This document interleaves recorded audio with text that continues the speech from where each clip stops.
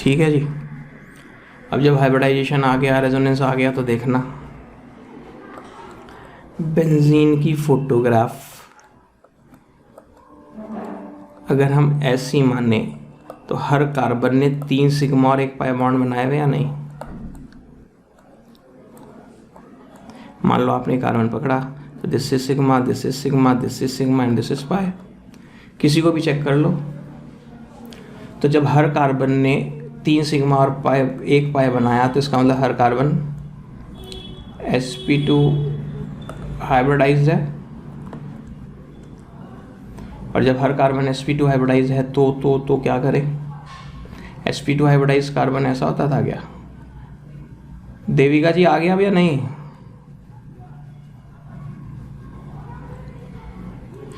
और इनके बीच में एंगल कितना? 120 120 120। ये तो होता था sp2 में, और इनका जोड़ीदार जो होता था वो छोटा सा यहाँ पे होता था।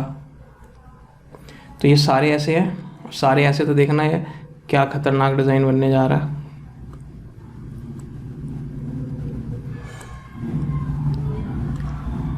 एक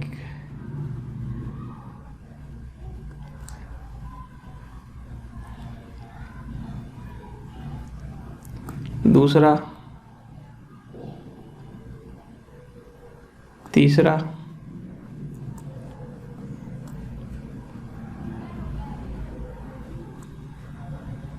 चौथा, पांचवा, और ये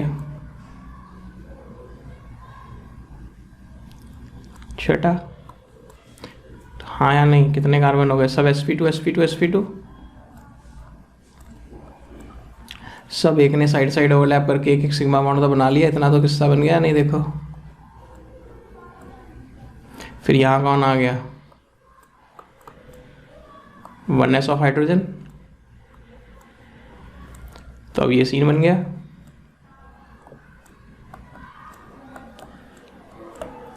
अब जब sp2 हाइब्रिडाइज होता है तो एक p अनहाइब्रिडाइज बच जाता है या नहीं?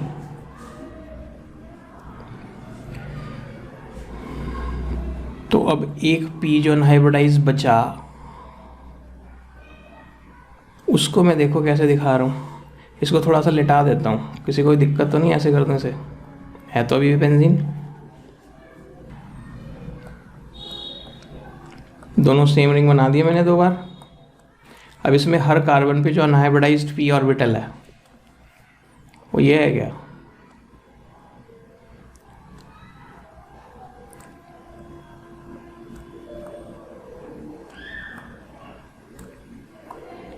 दो बार क्यों बना रहे हो ऐसे टाइम खराब करने के लिए?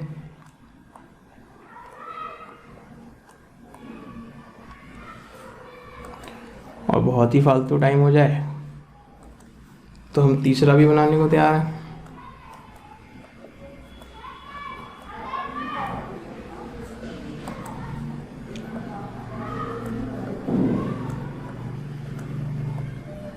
सैंडविच तो सबने देखा है। कैसी बात कर रहे हो सर, सैंडविच नहीं देखा होगा क्या हमने?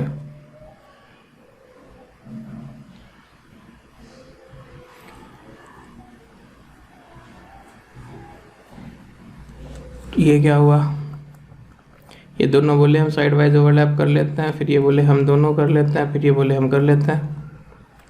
तो ये बोला मैं तेरे साथ ही करूँ, मैं इसके साथ भी तो कर सकता हूँ। और ये सिलसिला हो गया तो ये बन जाएगा। हाँ या नहीं? तो यही और ये तो वही वाला सीन क्रिएट हो गया, ये वाला 2 बेंजीन वाला। पाई बॉन्ड्स की पोजीशन चेंज हो गई। और देखना ये क्या हो गया। ये कहता है मैं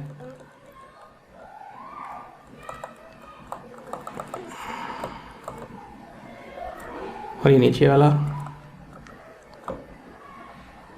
समझ गए क्या? सैंडविच नहीं बन गया?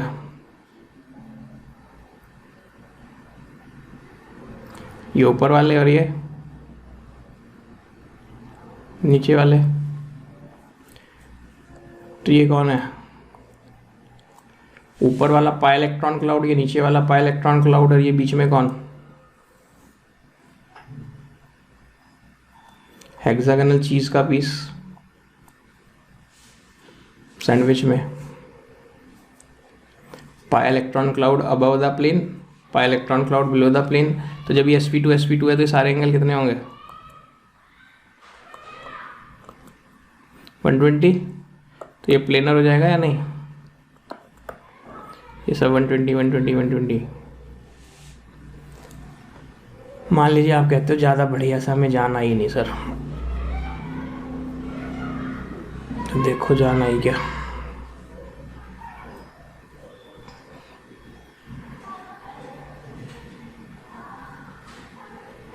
एक बार दूसरी तरफ से, एक बार दूसरी तरफ से, और ये क्या हो गया? सैंडविच बन गया नहीं?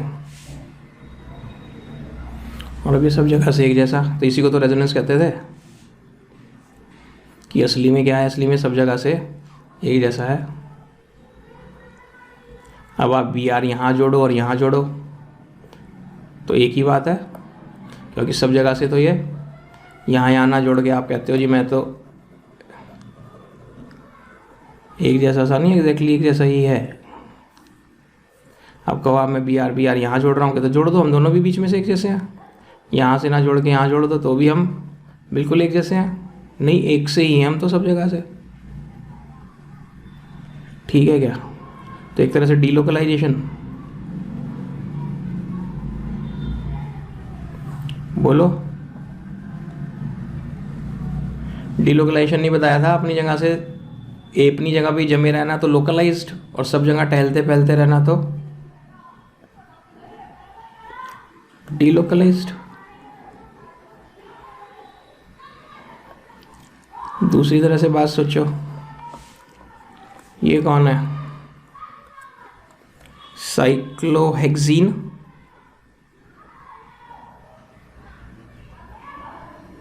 तो इसमें हम जब H2 ऐड करेंगे तो क्या बन जाएगा? Cyclohexane, hydrogenation.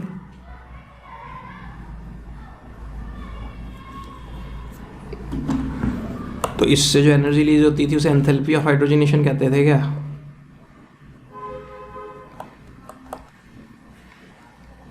बोलो। मान लो -A, तो जब मैं ये करूं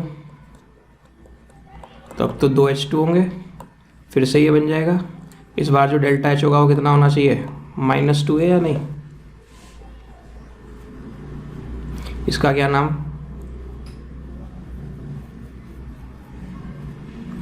साइक्लोहेक्सा 1,3 डाइन। और ये क्या? साइक्लोहेक्सा 1,3 ट्राइन। अब अगर आप इसका हाइड्रोजनेशन करोगे तो डेल्टा H कितनी होनी चाहिए? एक बॉन्ड था तो A, 2 है तो -3 है, लेकिन जब डेल्टा H किया तो -3A नहीं थी।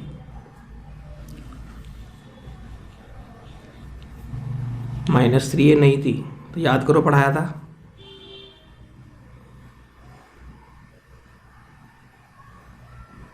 अगर -3A होती तो फिर तो इसका नाम बेंजीन के बजाय साइक्लोहेक्सा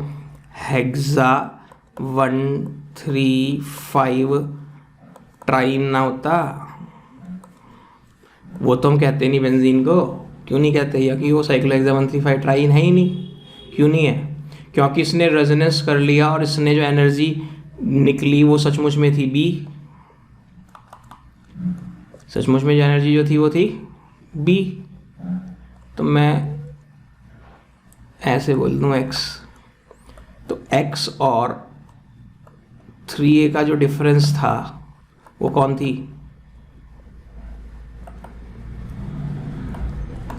वही तो थी हाइब्रिडेशन एनर्जी।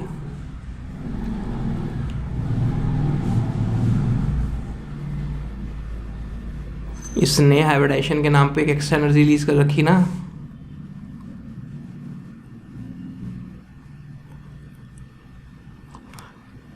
तुम तो सब बिल्कुल खाली होके बैठ गए सर। ऐसे इसने हाइब्रिडेशन के नाम पे एक्स्ट्रा एनर्जी रिलीज करी थी। जब भी हाइब्रिडेशन फिनोमेना होता था वहाँ मॉलिक्यूल ज़्यादा और ज़्यादा एनर्जी रिलीज नहीं करता था। इतनी तुम्हारे साथ मेहनत लगाई हुई है, तुम फिर रिस्पॉन्स नहीं देते हो। हाइब्रिडाइजेशन के नाम पे और एक्स्ट्रा एनर्जी रिलीज नहीं कर देता था मॉलिक्यूल। मैं तो पूरी कहानियां बना बना के आपको सुनाई थी कि सिंगल बॉन्ड की एनर्जी इतनी है, डबल बॉन्ड की इतनी है, CH बॉन्ड की इतनी एनर्जी, इतनी एनर्जी। जब एक आदमी ने कॉन्ट्रैक्ट लिया था कि मैं बेंजीन के सारे CH अलग अलग कर दूंगा, और उसे कॉन्ट्रैक्ट में घाटा हो गया था, याद हो? उसे अपने घर से कुछ एनर्जी लगानी पड़ी थी, बताया नहीं था? तो अपने घर से जो एनर्जी लगानी पड़ी थी वो रेजोनेंस एनर्जी नहीं थी। अब मेरी आवाज़ पे मत जाओ कि सर आप गुस्से से बोलने लग रहे, इसलिए हम यस सर कर देता है। समझ आया है नहीं आया बताओ? और नहीं आया तो नहीं सही, पेपर में तो इसमें से कुछ नहीं आएगा, तो सब एंट्रेंस लेवल की बात है।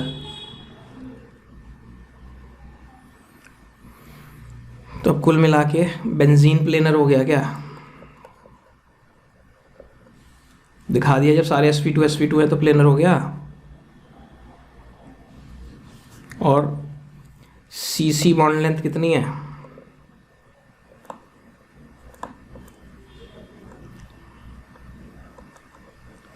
आइडेंटिकल है, all 6 CC bond lengths identical है। और आइडेंटिकल में कैसी हैं? इंटरमीडिएट। किसकी intermediate? C single bond C 154 picometer और C double bond C 134 picometer की होती है, इनके बीच की कोई है। और हर एक कार्बन sp2 भी है, दिखाई दिया ऊपर।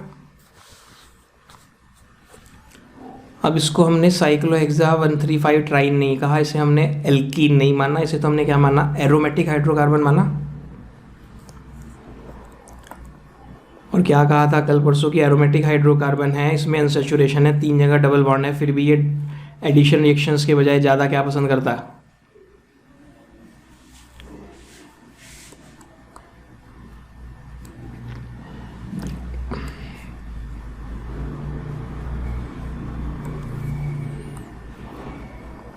In spite of unsaturation, quite stable and prefer to show substitution reaction कौन दिखाते थे? एल्केन एल्कीन एल्काइन में। एल्केन्स एल्कीन एल्काइन तो किसे पसंद करते थे? तो इसमें 3 जगह डबल बॉन्ड होने के बावजूद एडिशन रिएक्शंस दिखाने के बजाय क्या प्रेफर करता है? तो ये बात इन्हें लग कर रही ना, तो इसलिए इन्हें हमने क्या कह दिया कि तुम कौन हो? तुम एल्कीन्स नहीं हो, तुम एल्काइंस नहीं हो, सॉरी तुम ट्राइन्स नहीं हो, तुम तो कौन हो? तो एरोमेटिक कंपाउंड होने के लिए उनमें क्या प्रॉपर्टी है? एरोमेटिसिटी। क्या प्रॉपर्टी है? अब एरोमेटिसिटी के लिए कुछ शर्तें हैं। शर्तें क्या हैं? पहली शर्त है कि वहाँ डीलोकलाइजेशन होना चाहिए, complete delocalization of pi electrons in the ring is necessary। अब ये क्या मतलब है, अभी समझा रहा हूँ एग्जांपल देके। पहली शर्त है कंप्लीट डीलोकलाइजेशन होना चाहिए। दूसरी शर्त है प्लेनर होना चाहिए, ठीक है। दूसरी शर्त क्या है? Planar and cyclic. और तीसरी शर्त है should follow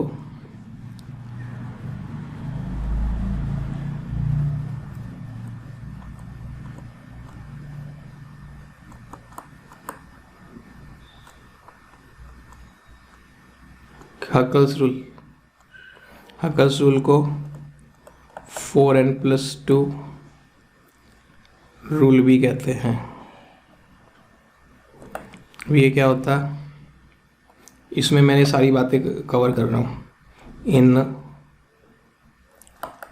conjugated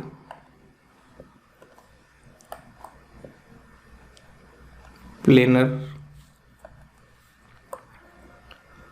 cyclic system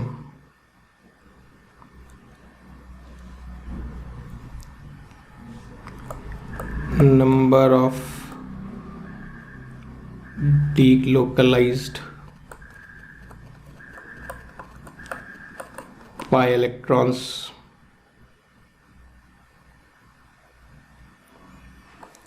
is 4n+2, where n is equal to 0, 1, 2, 3 कुछ भी हो सकता है। only then aromatic, otherwise not। तभी एरोमेटिक होंगे वरना नहीं होंगे। हमें समझ नहीं आया आपने क्या पढ़ा दिया है कि नहीं। तो अब देखो, अब आ जाएगा, कुछ नहीं है, अब आ जाएगा बड़े आराम से। अगर 1 मिनट के लिए आपको याद हो, मैंने आपको इसी दिन के लिए पढ़ाया था। ये कौन था, किसी को याद होता हो? मेरे कोर्स में नहीं था, फिर भी मैंने पढ़ाया था। ये बिल्कुल सही, बोर्ड स्ट्रक्चर ऑफ साइक्लोहेक्सेन और ये चेयर स्ट्रक्चर ऑफ साइक्लोहेक्सेन। तो ये प्लेनर है क्या?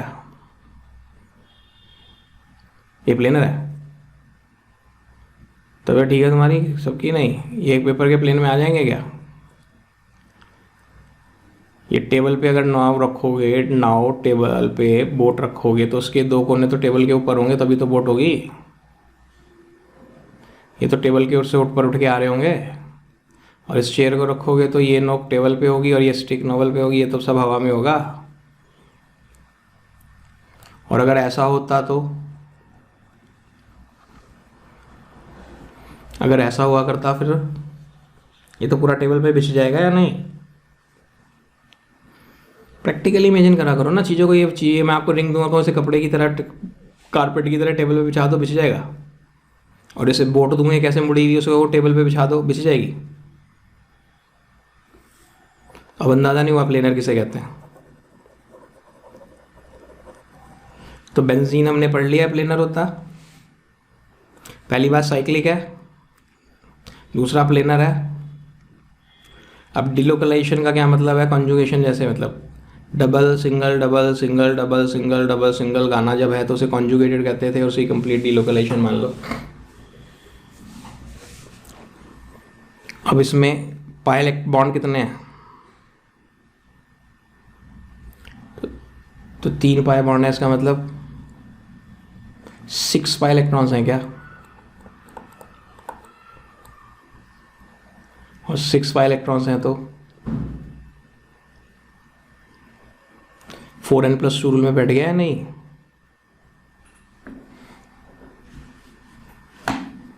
बोलो जल्दी। n की जगह 0 डाल लूँ तो 2 आता है, 1 डाल लूँ तो 6 आता है, तो 6 तो आ रहा है ना।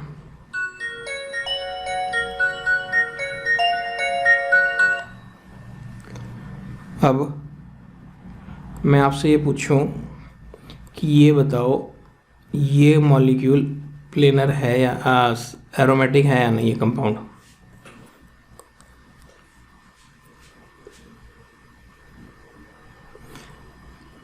साइक्लिक तो लगा आ रहा है। प्लेनर का हमें पता चल ही नहीं सकता, बस फोटो के हिसाब से तो प्लेनर ही मानना पड़ेगा भाई। अगर उसकी फ़ोटो कुछ ऐसे वैसे करके वो बना देता, ऐसे करके दिखाता कि जी ऐसा है, फिर तो हम कहते भाई ये प्लेनर नहीं है। तो अब किसी मॉलिक्यूल का हमें क्या पता वो प्लेनर है नहीं है। अगर हमें साइक्लोहेक्सेन की वो शक्लें ना बताई होती, हम तो साइक्लोहेक्सेन भी प्लेनर मान के चलते रहते हैं। तो इसलिए प्लेनर वाला फंडा तो देखने से पता नहीं चलेगा अनलेस अनटिल उसको टेढ़ा मेढ़ा करके दिखाए। तो प्लेनर तो मान ले है ही इस शक्ल के हिसाब से। तो साइक्लिक भी है। अब देखना कॉन्जुगेशन है क्या। है। सिंगल डबल सिंगल सिंगल, ये तो 2 बार सिंगल सिंगल बज गया, तो कॉन्जुगेशन ही नहीं है, ख़त्म, छुट्टी, तुम एरोमेटिक नहीं हो।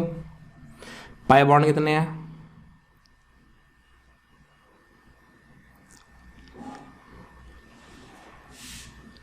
तो मैं बोल दूँ 6 पाई इलेक्ट्रॉन्स को मैं से बोल दूँ odd number of pi bonds.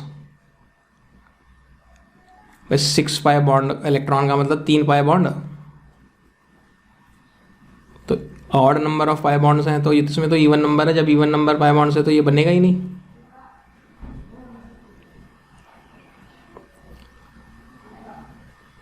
तो ये एरोमेटिक नहीं है। और अगर मैं ये बना दूं,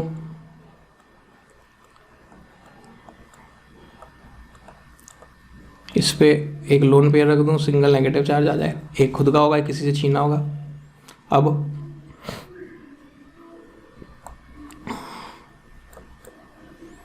एरोमेटिक हो गया। Single double single loan single double single, तो याद है डबल सिंगल में डबल की जगह लोन पेयर आ जाए तो भी कॉन्जुगेशन मानते हैं।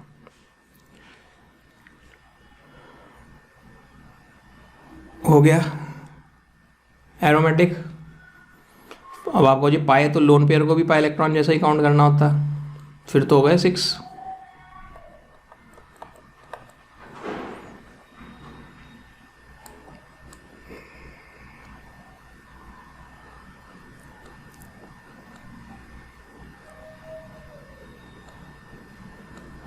कितने कोने?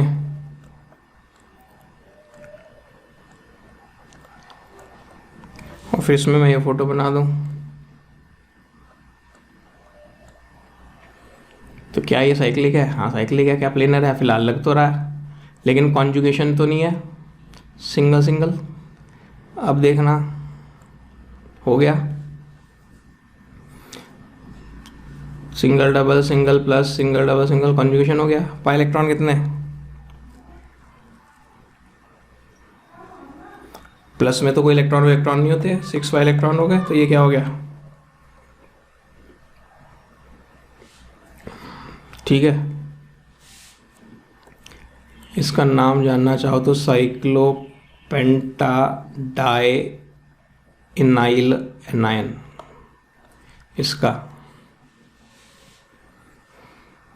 इसका क्या हो जाएगा उस हिसाब से? साइक्लोहेप्टा ट्राइइनाइल कैटायन।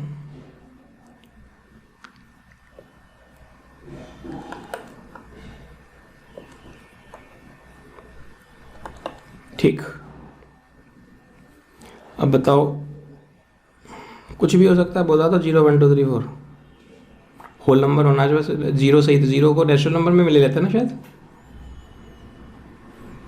0 1 2 3 बस। n कौन है? n कोई नेचुरल नंबर है।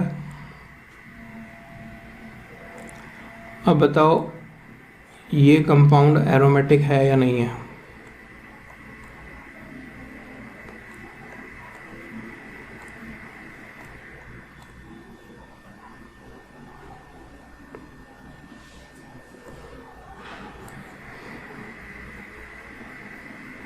क्यों?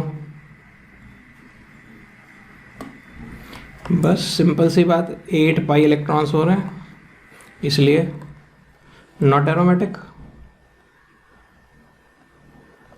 अब बताओ ये एरोमेटिक है या नहीं?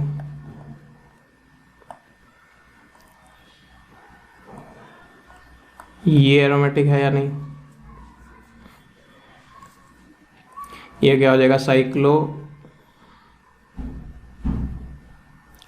प्रोपिनाइल एनायन, ये साइक्लोप्रोपिनाइल कैटायन। अब बताओ इनमें कौन एरोमेटिक है? क्या दोनों है या एक है? ये सिंग माइनस चार्ज है।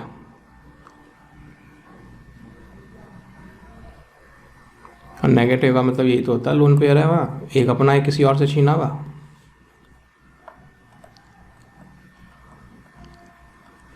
तो गया, मैं पूछ रहा हूँ इनमें कौन एरोमेटिक है, आप कह रहे आ गया सर।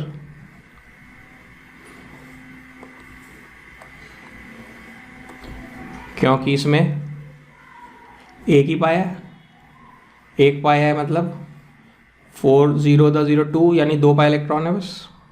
इसमें तो 4 पाई इलेक्ट्रॉन हो जाएंगे, तो इसलिए 4 पाई तो इसमें बनता नहीं किसी तरह। कॉन्जुगेशन दोनों में है, साइक्लिक भी दोनों है, प्लेनर भी दोनों है, कॉन्जुगेट भी दोनों है, लेकिन इसमें 4 पाई इलेक्ट्रॉन है, इसमें 2 पाई इलेक्ट्रॉन है, और हकल्स रूल 2 पाई इलेक्ट्रॉन होने पे फॉलो होता है। तो आते हैं जनरल मेथड्स ऑफ प्रिपरेशन।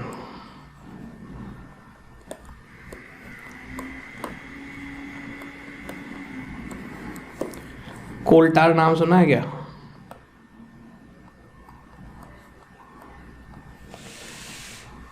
मेरा ख्याल ये वही है जिसे तारकोल तारकोल करते हैं शायद, अब पता नहीं मुझे, वही है, पता नहीं मुझे। एक हार्ड ग्लास की ट्यूब में चूरा करके कोयला रखो, कोयला, और इसमें कॉर्क लगा दो। कॉर्क समझते हैं ना?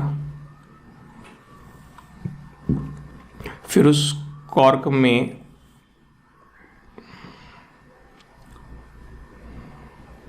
होल करके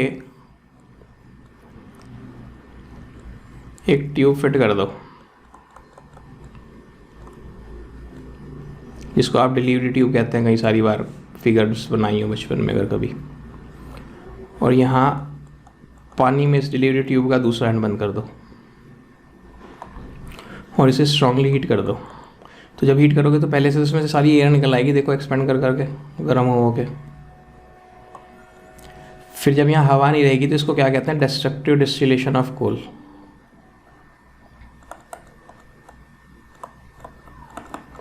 क्या कहते हैं?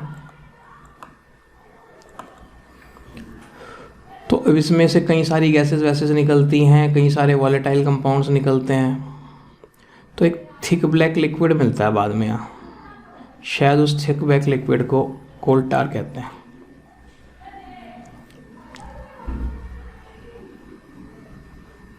शायद, पक्का नहीं पता मुझे। तो डिस्ट्रक्टिव डिस्टिलेशन, तो ये कोल टार पहले तो सड़के वड़के बनाने के काम आता होगा।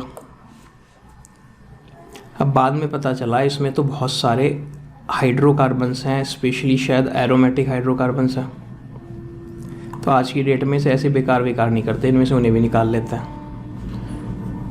तो कॉमर्शियली मतलब समझते हैं on large scale, from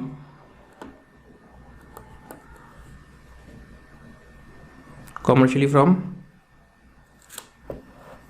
coal tar में से निकालते हैं। ठीक है, तो ये तो हमारे कोई मेथड पूछे जाने वाली बात है नहीं है, तो ऑब्जेक्टिव क्वेश्चन कहीं आ जाए उसके लिए हमारे मेथड्स ऑफ प्रिपरेशन में तो ये आएगा जो हम पढ़ चुके। फ्रॉम एल्काइंस में भी सिर्फ सही मायने में अगर बेंजीन का ही कर रहा है तो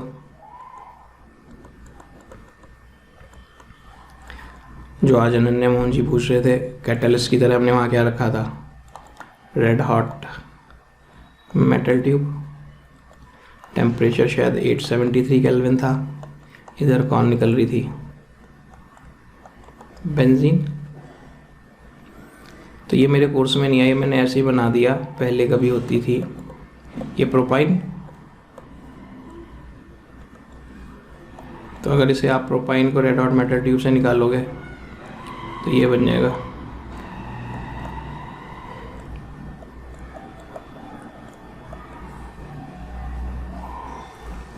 बोलूँगी हम 135 ट्राईमिथाइल बेंजीन, जब इसके 3 मॉलिक्यूल साइक्लिक। बोलो हाँ या नहीं? दूसरा फ्रॉम बेंजोइक एसिड या aromatic carboxylic acid word heading भी बना सकते हो। कैसे?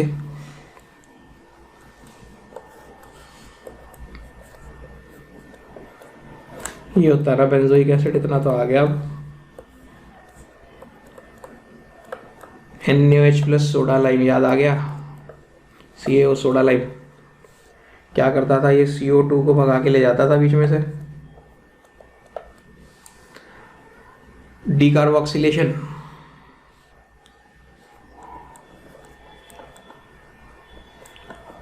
फ्रॉम क्लोरोबेंजीन, क्लोरोबेंजीन ये होता इसको निकल एल्युमिनियम एलॉय NaOH के साथ हीट कर दो, तो पता नहीं कहाँ से इसका रिडक्शन हो जाता है। एक H इधर, एक H इधर, हाइड्रोजन, तो एक H इधर, एक H इधर, ये क्या बन गया? बेंजीन। और ये क्या बन गया? HCl। HCl NaOH के साथ भाग जाता होगा, प्रोडक्ट कौन? बेंजीन या नहीं?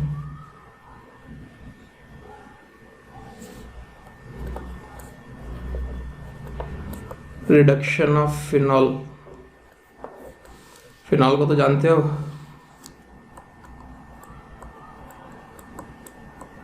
तो ये है आपका फिनॉल।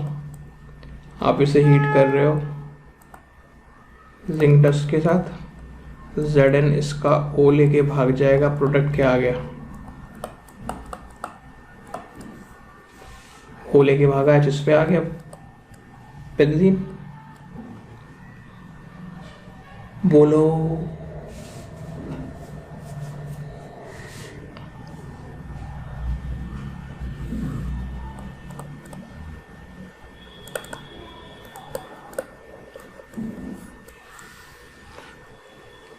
आ गई सांस?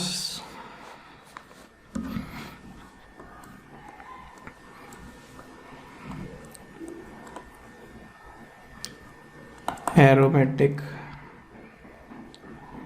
हाइड्रोकार्बन्स आर यूजुअली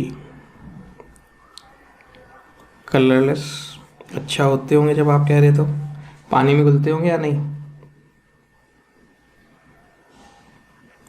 क्योंकि इनमें कोई पोलैरिटी तो है नहीं, हाइड्रोजन बॉन्ड तो वाटर के साथ बना सकते नहीं। कोई से भी हाइड्रोकार्बन्स पानी में घुलते थे क्या?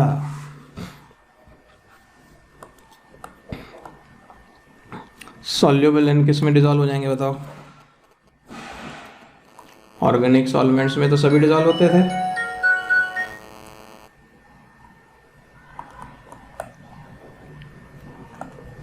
ऑर्गेनिक सॉल्वेंट्स में डिजॉल्व हो जाएंगे। फ्लेमेबल,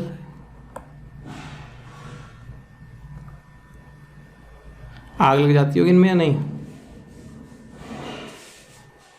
तो जिनमें आग लग जाए उन्हें फ्लेमेबल कहें या इनफ्लेमेबल कहें?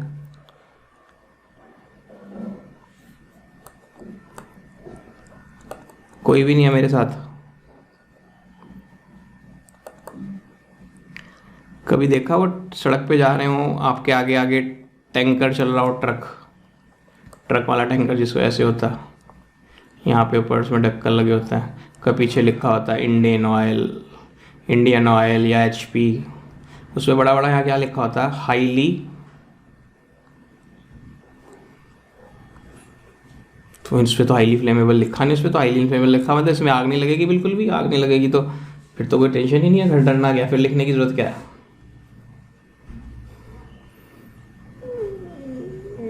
हमने तो दिमाग नहीं लगाया इतना कभी, है कि नहीं?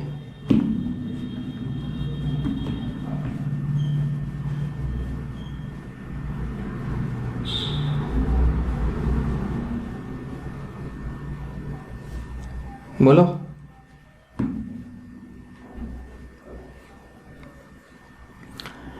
तो जिसमें आग नहीं लगती वो नॉन इनफ्लेमेबल होता है, और जिसमें आग लगती है वो इनफ्लेमेबल होता है।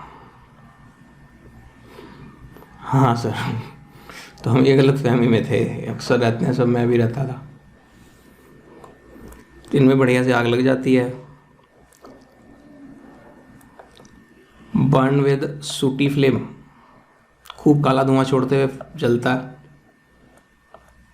एरोमेटिक कंपाउंड्स की पहचान ही होती थी, जब लैब में मान लो एरोमेटिक कोई कंपाउंड मिला ऑर्गेनिक कंपाउंड की, बताओ ये एरोमेटिक है या नहीं, तो पता क्या सबसे सिंपल पहचान करते हैं, जेब से कोई सिक्का निकालते हैं, थोड़ा सा एरोमेटिक कंपाउंड लिक्विड है तो सॉलिड है तो उसके किसी कोने पे रख लेते हैं सिक्के के, और फिर बर्नर लैब में होते ही हैं, बर्नर से उसको बर्न करते हैं। बहुत थोड़ा सा रखा हुआ है, आग वाग तो ऐसी लगेगी नहीं कि हाथ में जल जाएगा।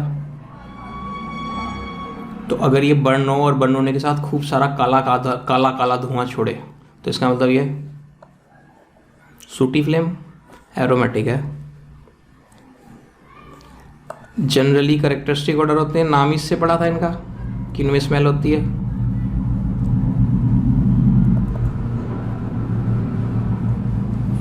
कैरेक्टरिस्टिक ऑर्डर, और वो पुराना फंडा है BP increases with increase in molecular weight. Benzene नहीं, बेंजीन से टॉल्यूइन बनाओ, टॉल्यूइन पे बेंजीन पे CH3 लगा दिया, फिर C2H5 लगा दिया, फिर C3H7 लगा दिया, तो साइज बढ़ता जा रहा होगा या नहीं? तो बीपी बढ़ता जा रहा होगा। और ज़्यादातर कैसे होते हैं? टॉक्सिक कार्सिनोजेनिक कैंसर हो सकता है उन्हें आप सूंघते हो तो। ठीक है, हम तो खूब DO इस्तेमाल करते हैं। अभी तो थोड़ा कुछ लग रहा है मुझे, लॉकडाउन में लोग बाहर निकलना बंद हो गया, लेकिन लॉकडाउन से जस्ट पहले तो बाहर आई हुई थी हिंदुस्तान में बेचारों को, गरीबों को तो स्पेशली मिला था पहली बार DO, जिसे देखो कपड़े चाहे फटे हुए हों लेकिन DO छिड़काव में नहाया हुआ होगा। क्या चल रहा है आजकल? आ गया ना याद है? तो हिंदुस्तानी अचानक पागल हो गए थे DOs के पीछे, सारे टीवी पे DO छा गए थे, सड़क पे भिखारी भी DO छिड़क के DOs भीख मांग रहा था। तो सब घटिया है, सब में एरोमेटिक कंपाउंड्स हैं, ज़्यादातर सब कार्सिनोजेनिक है। वो तो हिंदुस्तान है, कोई पूछने वाला नहीं है, बेचो कुछ ही बना के। कैंसर, जिस चीज़ से कैंसर होने का डर हो उसे कार्सिनोजेनिक कहते हैं। अरे मेरी बोतल मेरी उसमें अलमारी में तो पता सर इतने सारे रखे हैं, आज क्या करूं? अरे होने तो छिड़क ही लेते हैं, इतने पैसे लगाए तो।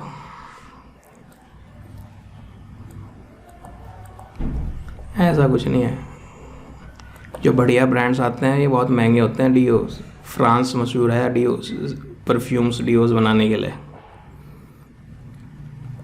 वहाँ इतनी सी शीशी 5 ml 10 ml की हज़ारों रुपए की आती हैं,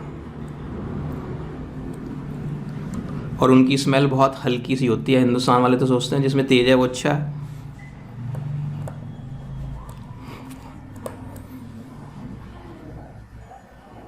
ये क्यों, तुम्हारे पास कौन सा है?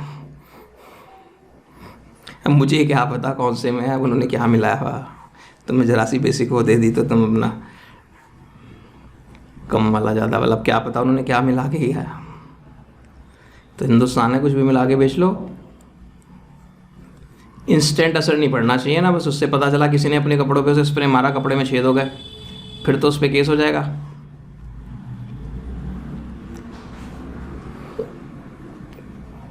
तो इंस्टेंट असर जिससे नहीं हो रहा, तो सारी जो मिलावट हो रही है इसी तरह चल रही है।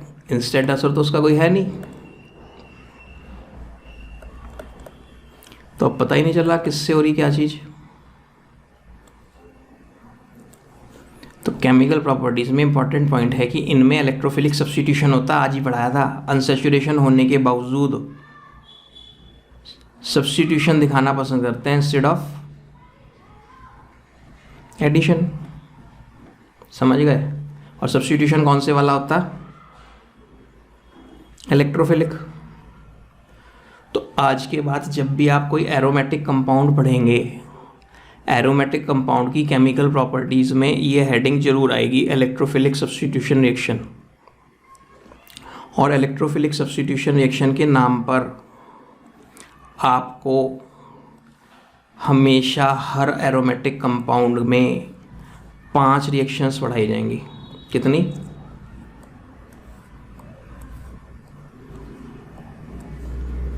और 5 सब्स्टिट्यूशन रिएक्शंस जब आपको पढ़ाई जाएंगी, उनमें क्या होगा? पहली कहलाती है हेलोजिनेशन, यानी हेलोजन साहब आ रहे होंगे कोई, तो अगर हेलोजिनेशन में भी मैं स्पेसिफिकली लिख दूं Cl2/FeCl3, तो आप बोलोगे क्लोरीनेशन। और अगर मैं बोल दूं Br2/FeBr3, तो या तो FeCl3 लेते हैं या Fe लेते हैं, और Fe कम ही लिखते हैं, ज़्यादातर सब FeCl3 लिखते हैं, तो ब्रोमिनेशन हो जाएगा। और अगर I2 कुछ कर दूं तो आयोडिनेशन हो जाना चाहिए। और अगर मैं रिएक्शन कराता हूं HNO3 प्लस H2SO4 से, कहीं अलग से लिख लो, 12th के बोर्ड के पेपर में आया था अभी ये 2-3 साल पहले, कहीं अलग से लिख लो, कॉन्क HNO3, कॉन्क तो समझते हो, concentrated, conc HNO3 plus conc H2SO4 is called nitrating mixture. क्या कहते हैं इसे? Nitrating mixture. और it is the source of nitronium ion. किसकी सोर्स है? नाइट्रोनियम आयन की सोर्स है ये। तो ये क्या कराएगा? नाइट्रेशन। कैसे? ये पूरा मैकेनिज्म समझाऊंगा अभी, कैसे बनता है, क्या है, आज तो टाइम नहीं बचा, कल समझा देंगे। नाइट्रेशन तो एक हो गई हेलोजिनेशन, एक हो गई नाइट्रेशन। एक यूजुअली कॉन्क H2SO4 से करते हैं, कई बार कॉन्क H2SO4 प्लस SO3 भी कर देता है, कभी करते हैं कभी नहीं करते, मेन है कॉन्क H2SO4। तो ये क्या? सल्फोनेशन क्या कहलाती है? और एक होती है फ्रिडल क्राफ्ट्स। तो ये तो नेम रिएक्शन हो गई। Friedel crafts alkylation. क्या बोला? Friedel crafts alkylation. एल्काइलेशन मतलब कोई एल्काइल ग्रुप आता होगा, तो RX। एल्काइलेशन किससे कराते हैं? RX। RX मतलब एल्काइल हैलाइड। पहचान पा रहे हो मेरे बोलते ही? एल्काइल हैलाइड, जैसे CH3Cl, ethyl chloride, methyl chloride, ये होती है इन प्रेजेंस ऑफ हमारे कोर्स में एनाइड्रस AlCl3 से। और एक है फ्रिडल क्राफ्ट, को शॉर्ट में ऐसे भी लिख देते हैं FC। Friedel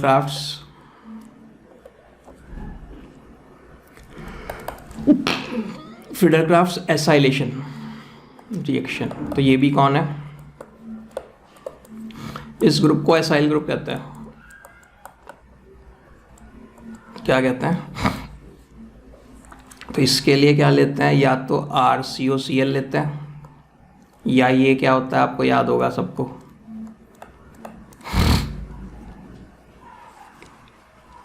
acid anhydride. बोलने से तो याद आया, नहीं आया तो बना के दिखाऊं, बोलो जल्दी, टेंशन नहीं, सबको आ गया? तो देखिए, हुज़ैफा जी आया या नहीं?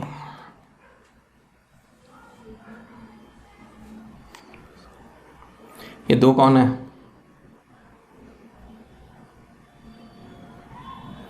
Carboxylic acid. इसका ये H उड़ा दिया, इसका ये OH उड़ा दिया, कौन उड़ गए? वाटर साहब। तो वाटर जब उड़ गया तो कौन कौन रोने लगे? उधर O रोने लगा और इधर C। तो इस O और C को हमने जोड़ दिया था क्या बॉन्ड से, और इधर जोड़ते ही क्या बन गया? जोड़ते ही क्या बन गया? Acid anhydride. जब हमने इसकी IUPAC भी सीखी थी। तो 5 इलेक्ट्रोफिलिक सब्स्टिट्यूशन रिएक्शंस बोलो जल्दी से कौन कौन सी?